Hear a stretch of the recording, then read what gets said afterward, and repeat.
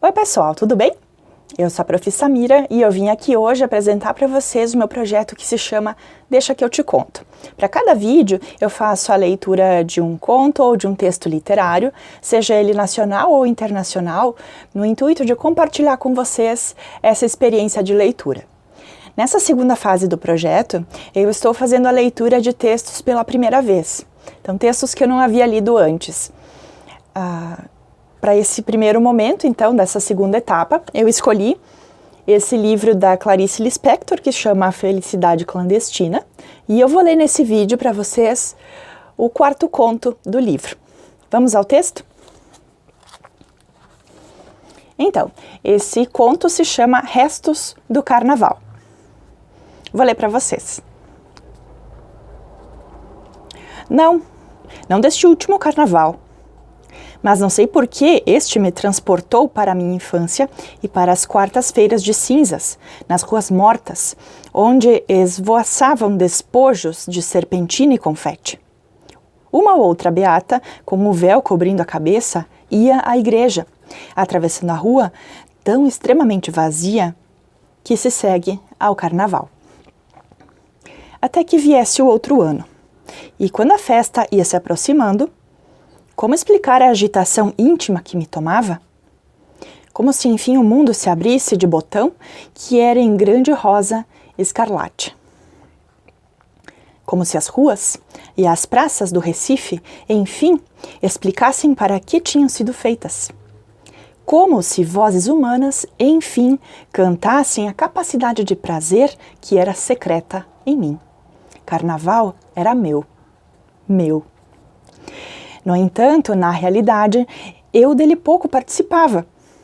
Nunca tinha ido a um baile infantil, nunca me haviam fantasiado.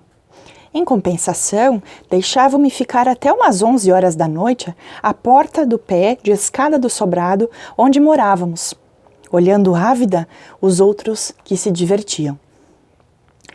2 coisas preciosas eu ganhava então e economizava-as com avareza para durarem os 3 dias.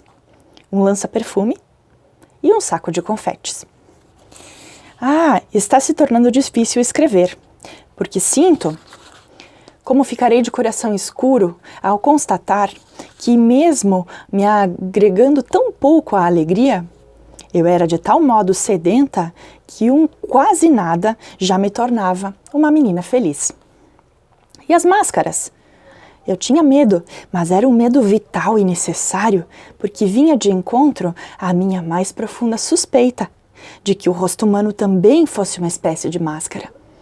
À porta do meu pé de escada, se um mascarado falasse comigo, eu de súbito entrava no contato indispensável com o meu mundo interior, que não era feito só de duendes e príncipes encantados, mas de pessoas com o seu mistério. Até meu susto com os mascarados, pois era essencial para mim. Não me fantasiavam. No meio das preocupações com minha mãe doente, ninguém em casa tinha cabeça para carnaval de criança. Mas eu pedia a uma das minhas irmãs para enrolar aqueles meus cabelos lisos que me causavam tanto desgosto e tinha então a vaidade de possuir cabelos frisados, pelo menos durante os 3 dias do ano. Nesses 3 dias, ainda minha irmã acedia ao meu sonho intenso de ser uma moça. Eu mal podia esperar pela saída de uma infância vulnerável e pintava minha boca de batom bem forte, passando também ruge nas minhas faces. Então, eu me sentia bonita e feminina. Eu escapava da meninice. Mas houve um carnaval diferente dos outros. Tão milagroso que eu não conseguia acreditar que tanto me fosse dado, eu que já aprendera a pedir pouco. É que a mãe de uma amiga resolvera fantasiar a filha e o nome da fantasia era no figurino rosa. Para isso, comprara folhas e folhas de papel crepom cor-de-rosa, com as quais, suponho, pretendia imitar as pétalas de uma flor. Boquiaberta, eu assistia pouco a pouco à fantasia, tomando forma e se criando. Embora de pétalas do papel crepom nem de longe lembrasse, Eu pensava seriamente que era uma das fantasias mais belas que jamais vira. Foi quando aconteceu, por simples acaso, o inesperado. Sobrou papel crepom. E muito! E a mãe de minha amiga, talvez atendendo ao meu apelo mudo, ao meu mudo desespero de inveja, ou talvez por pura bondade, já que sobrara papel, resolveu fazer para mim também uma fantasia de rosa, com o que restava de material. Naquele carnaval, pois, pela primeira vez na vida, eu teria o que sempre quisera, ia ser outra que não eu mesma. Até os preparativos já me deixavam tonta de felicidade. Nunca me sentira tão ocupada. Minuciosamente, minha amiga e eu calculávamos tudo. Embaixo da fantasia usaríamos combinação, pois se chovesse e a fantasia se derretesse, pelo menos estaríamos de algum modo vestidas.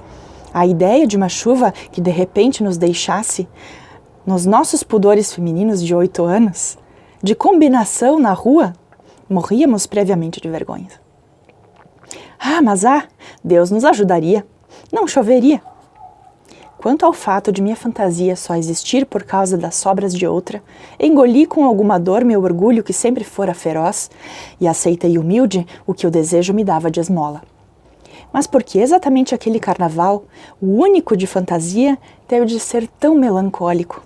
De manhã cedo, no domingo, eu já estava de cabelos enrolados para que até de tarde o frisado pegasse bem. Mas os minutos não passavam de tanta ansiedade.